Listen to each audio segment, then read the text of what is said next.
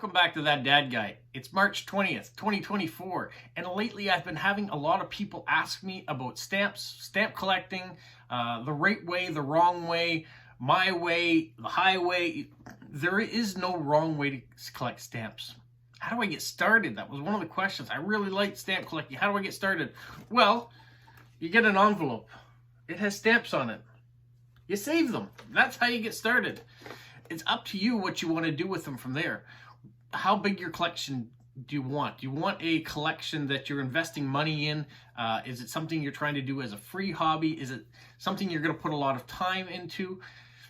Yeah, it all depends on where you want to go. And usually what I've been finding of late is that the hobby grows with you.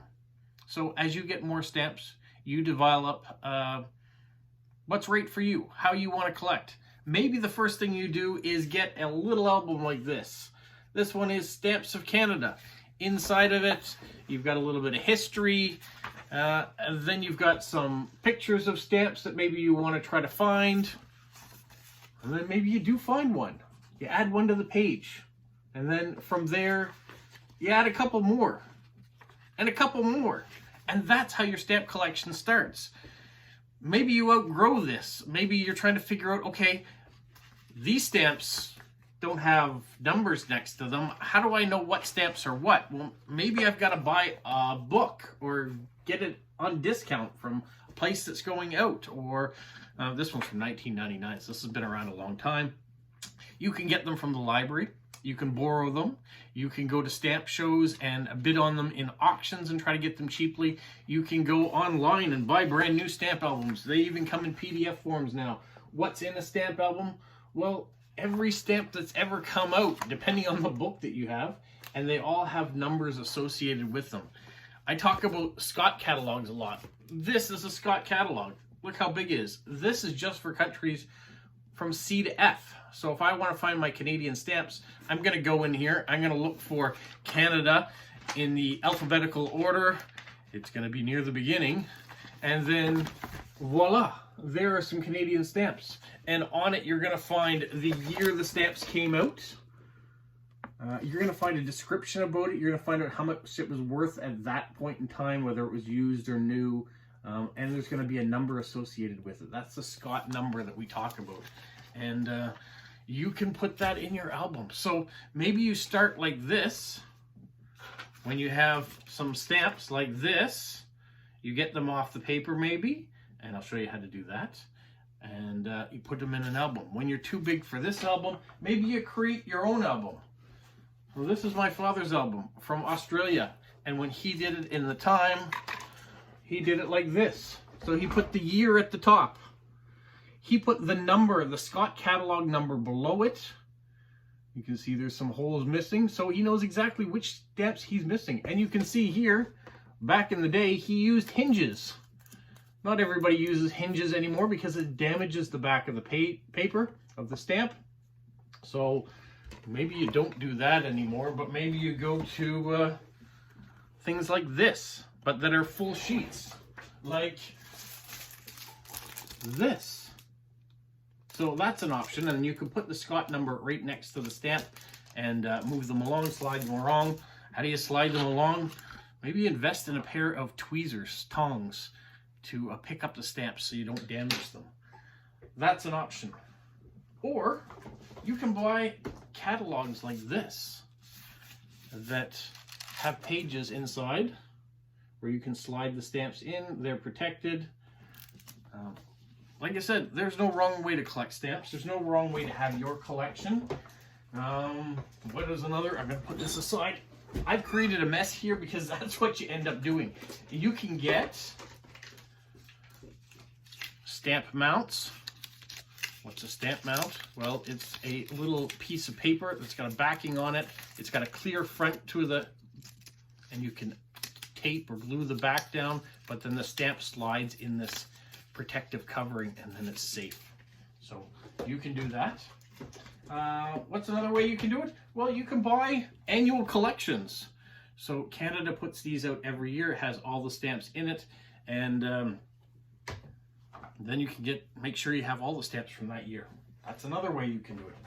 Or there are lots of resources online where you can print off pages of countries that you're trying to collect, and the stamps are all there. So all you have to do is fill in over the pictures, the stamps. Now these ones aren't in Scott catalog order, but you can find the numbers for them and handwrite them in underneath if you'd like. That's another way to do it.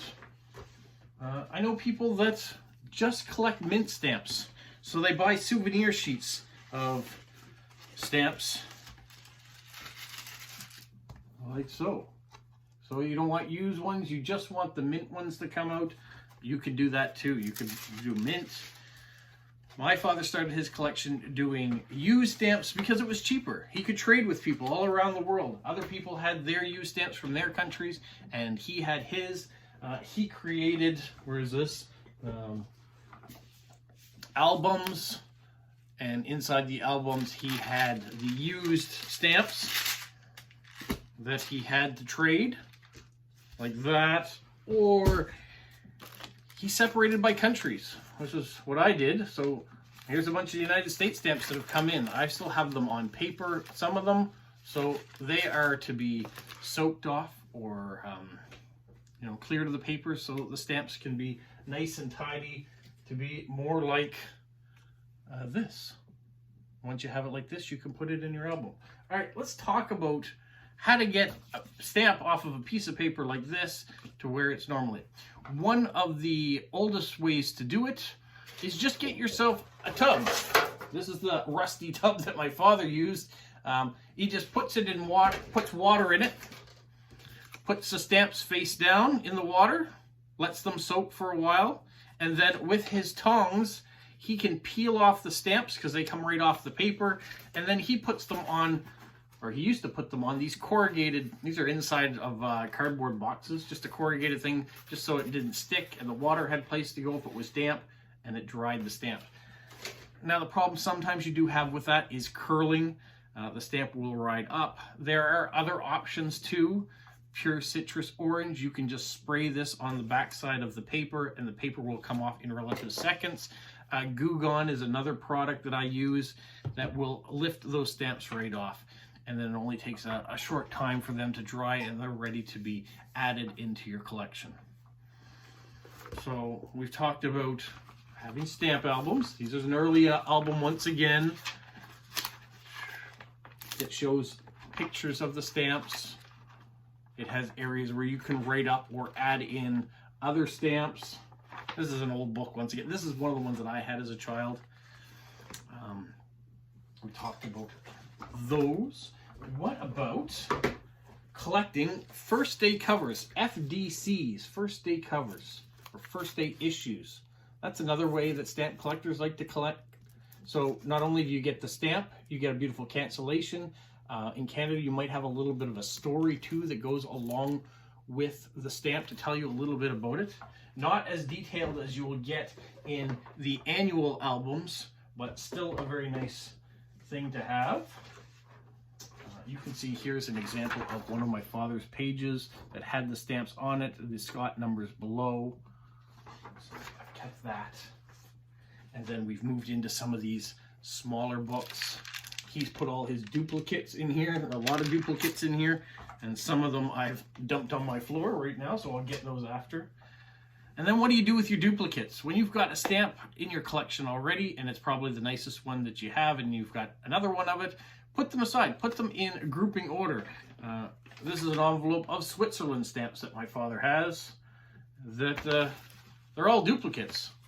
So when someone on my YouTube reaches out to me and said, I'd like to trade stamps with you, I've got this to offer, I'm looking for this country, or if they reach through Instagram or however they contact you, maybe they're a Facebook friend of yours, you've got something to trade. So sometimes people say, well, let's try 50 stamps or 100 stamps from a country. You've got duplicates of Japan and you're looking for Switzerland.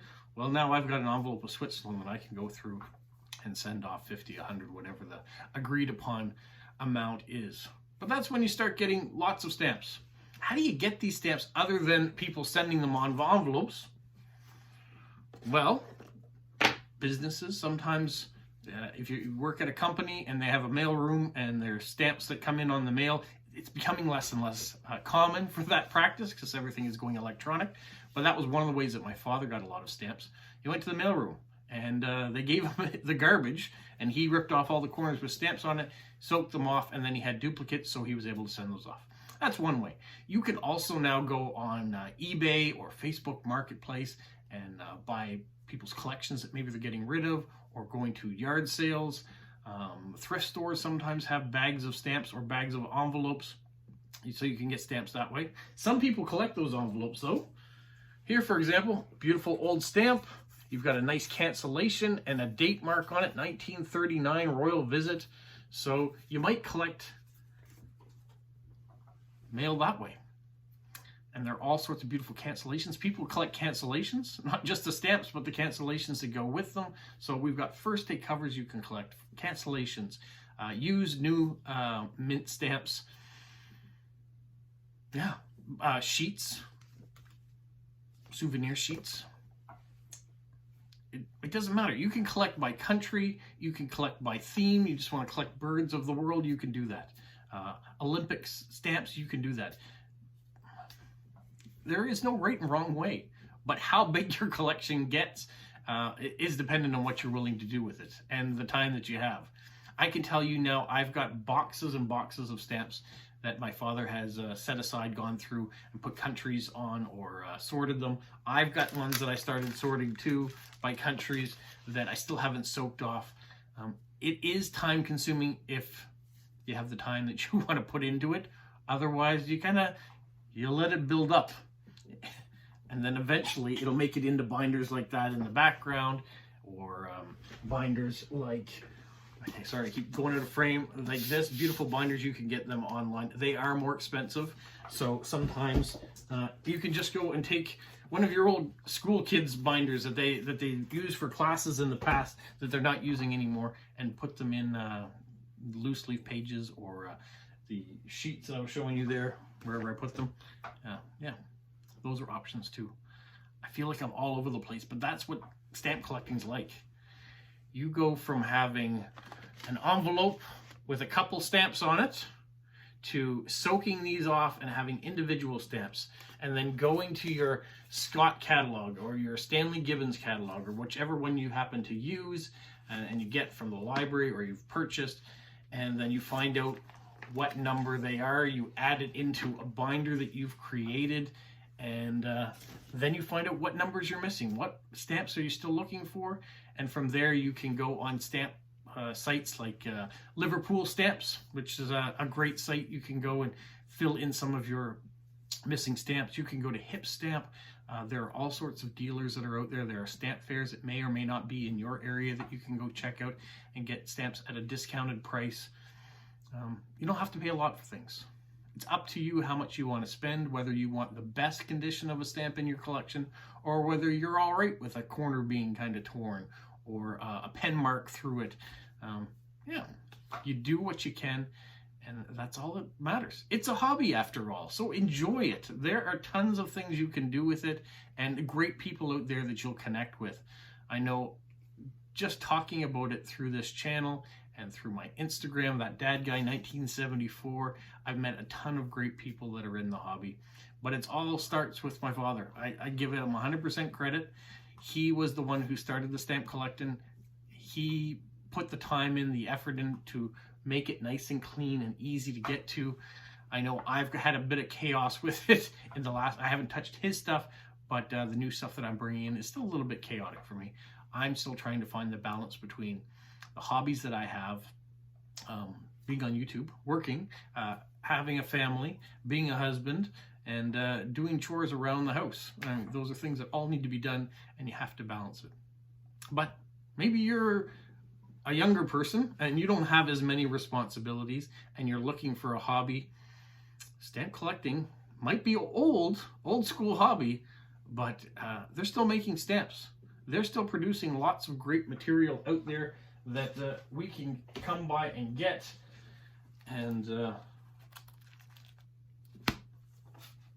it's fun. How is it fun, you say? Well, I've shown you all the different things that you can do with it.